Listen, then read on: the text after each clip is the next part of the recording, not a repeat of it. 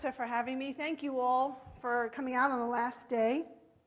Thank you for the collection. It's great to see the pajamas being collected in the boxes, and I was around yesterday and saw them at the Scholastic booth and here, and it's very, very heartwarming. I have to say I am really inspired by all of you. If you wouldn't mind, can you show me by a show of hands, how many of you had your calling or knew you wanted to be a teacher when you were in your 20s? Yeah. And how many in your 40s?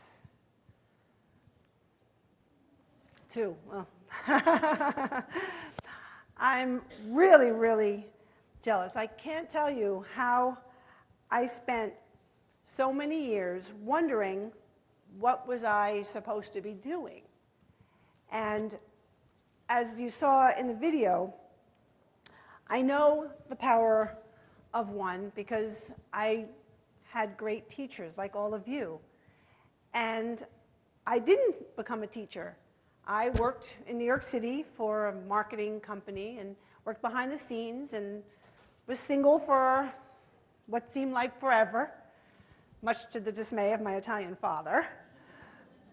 But I thought I had a really nice life. I was in my 20s, I was in my 30s, I had my own apartment, and I had a really great job, and I had friends and family, and never seemed to get around to the marriage thing, and sort of missed the boat on the kids thing. But I had a lot of faith, and I thought, there must be a reason. You know, I'm a nice lady, thank you, as your kids said. I felt I was a nice lady. There's supposed to be a reason for me to be here. And one day, without planning, I said to myself, if this is all there is, if this is my life, is this enough? Now, I was almost 40 at that time. And I really expected myself to say, yeah, this is a great life. But myself didn't say that. Myself was silent. And something said, there's something missing. And I don't know how many of you have that. Sometimes you hear that voice, or you know something is wrong or something is missing. And I hadn't had many of those in my life, but I had it at that moment. So I immediately said, well, I am almost 40. I was 38 years old. And I said, is it too late to do something else? Where am I supposed to go with this?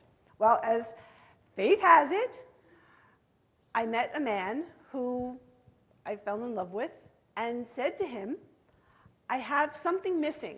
I never had kids, and I have nieces and nephews, but it's not the same. And I feel like there's something to do with children that's missing in my life. So I said, I think I'm going to read in a shelter. So this was pre-9/11, and I called up shelters, and I said, can I come and read? And they said, sure, come on. No blood tests, no worries, come and read.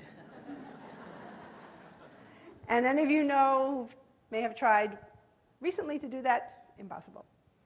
So I went and I read, and I loved it. And I thought I was doing such a nice thing. I brought a shopping bag, a plastic bag of about 12 or 13 pairs of pajamas, and I went to a shelter, and I read to the kids.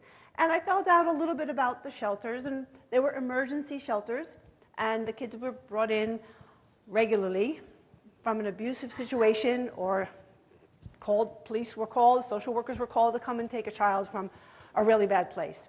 So every night, the shelter that I had been going to had a different group of children. And I would read books because I love to read, and I would leave the books. Easy. One night before I left, about 8:15,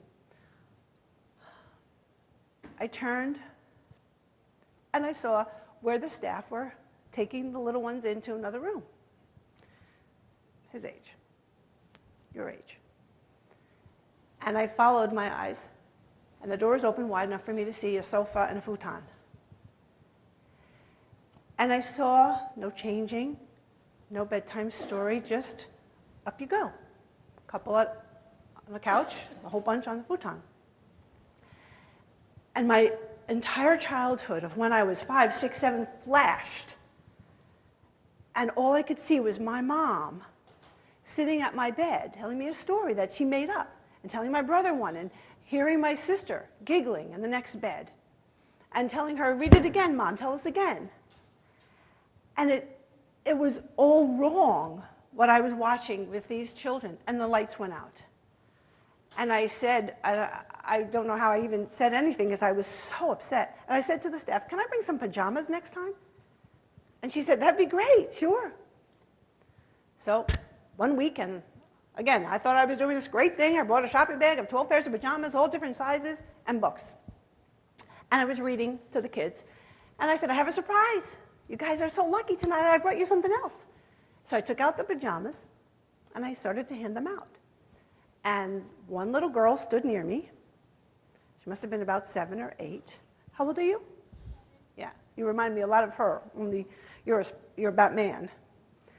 And she stood next to me, and she wouldn't take her pajamas. And all I remember is that they were pink, and they may have had a fairy or a Cinderella or a Superwoman on them. But she stood next to me, and I kept saying, honey, don't you want your pajamas? And she just looked at me finally, and she said, what are they? And I didn't think I heard her right, but when I looked at the staff person there, she said, so I said, they're pajamas, and you change now. You go to sleep in them. They're so warm. I said, don't you want to change them? What do you wear usually to go to bed? And she said, my pants. And so, of course, we changed her, and she loved them. And then I had a long talk with the staff member who told me a few things about these children in my backyard, in your backyard, that were so void of comfort and love all day and went to sleep so cold and afraid at night. So I know what you're doing, because all I started was something for bedtime, for one little tiny niche. And you have these children for hours and hours. And the difference that you're making is so inspiring, because I see so much in 1 hour when we visit the children, and I read in their notes and their letters about what they're doing during the day. And I know that there are so many ways that our callings come out. And I know for me, after I left that little girl, everything was wrong. Everything felt wrong. Everything felt like a waste, and I felt very, very selfish for having fun and doing a job I liked and being able to have an apartment and friends. And after I went home and had a heart-to-heart with my mother and thanked her and told her I never knew what she gave me, I thought, okay, what am I supposed to do with this? So I was having my regular life. I was in the subway and praying a lot. And one day, the only thing I can explain it by is I felt like while I was on the subway, a raindrop plopped into my head with the words, Pajama program. I knew that was the answer. I knew that there had to be something, and I just knew it had to be that. And I know how much faith you have, because to be a teacher, you know you are making a difference, even though it doesn't feel like it every day. And I got out of the subway, the wrong stop, and I went to the phone and I said, it's called Pajama program. And I had called my husband, and he said, go for it. So I know a lot of the circumstances that you probably deal with, because I've heard them mentioned here. I've heard them in the 12 years of Pajama program when teachers come, bring their kids. And I know that your love transcends all the mindless, ridiculous pay cuts and all of the circumstances. And I know you keep going and you keep going. And I've had my doubts, and I don't know if you've had your doubts, maybe on a bad day. I have them lots of days when these children come in and they're 9 and they can't read anything. They can't read the simplest books. And when I have a tough day and I ask, why am I doing this? I try to remember that one of my favorite mantras is to feel the fear and do it anyway. So when I feel like I'm not making a difference, I try to make myself smile, and I try to think of the various things I could be doing. and I think about another job. I could always get another job, right? You could always get another job. But I decide to stay put in my pajamas. I think on any day I am totally free to change my mind, do an about face, change direction. But then I decide to stay and move forward in my pajamas. Even if I don't see evidence every day, I choose to believe our work is making a difference in the lives of so many children that you see during the day that at night are frightened. So I stay put in my pajamas. And I know I'm responsible for how I feel about things, and I can give in to all that stress and all that frustration. But I fight for my peace of mind, for my soul. So I choose peace in pajamas.